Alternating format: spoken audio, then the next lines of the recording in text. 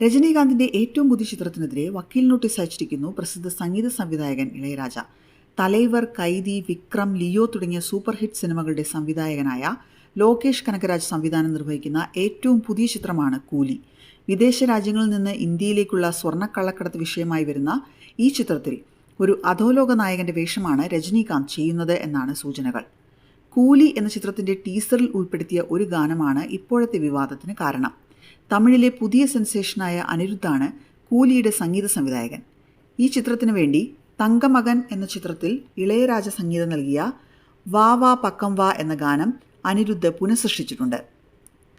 ചിത്രത്തിൻ്റെ ടീസറിൽ രജനീകാന്തിൻ്റെ ഇൻട്രോ സമയത്ത് ഈ പാട്ടിലെ ഡിസ്കോ ഡിസ്കോ എന്ന ഭാഗം കേൾക്കാം. ഗാനത്തിൻ്റെ പകർപ്പവകാശ ലംഘനമാണ് ഇപ്പോൾ ഇളയരാജ ചൂണ്ടിക്കാണിക്കുന്നത്.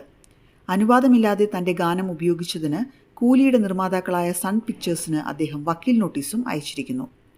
ലോകേഷിൻ്റെ മറ്റു സിനിമകളിലും അനുവാദം കൂടാതെ പാട്ടുകൾ ഉപയോഗിച്ചിട്ടുണ്ട് എന്നും അദ്ദേഹം ഈ നോട്ടീസിൽ വ്യക്തമാക്കിയിട്ടുണ്ട്. ഗാനം ചിത്രത്തിൽ നിന്ന് നീക്കം ചെയ്യുകയോ അല്ലെങ്കിൽ ശരിയായ രീതിയിൽ അനുവാദം വാങ്ങിയ ശേഷം മാത്രം ഉപയോഗിക്കുകയോ ചെയ്യണമെന്നും അദ്ദേഹം ആവശ്യപ്പെടുന്നു. അങ്ങനെയല്ലാത്ത പക്ഷം നിയമ നടപടികളുമായി മുന്നോട്ടു പോകുമെന്നും സൂചിപ്പിച്ചിട്ടുണ്ട്. ഇതാദ്യമായല്ല ഇളയരാജ ഇത്തരമൊരു പരാതിയുമായി മുന്നോട്ട് വരുന്നത്.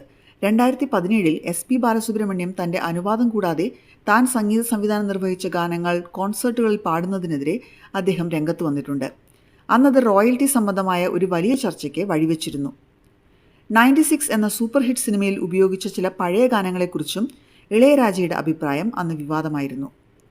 പഴയ കാലഘട്ടം കാണിക്കുന്നതിനായി പുതിയ സംഗീത സംവിധായകർ പഴയ പാട്ടുകൾ ഉപയോഗിക്കുന്നതിനെതിരെയായിരുന്നു അന്ന് ഇളയരാജ ശബ്ദമുയർത്തിയത്.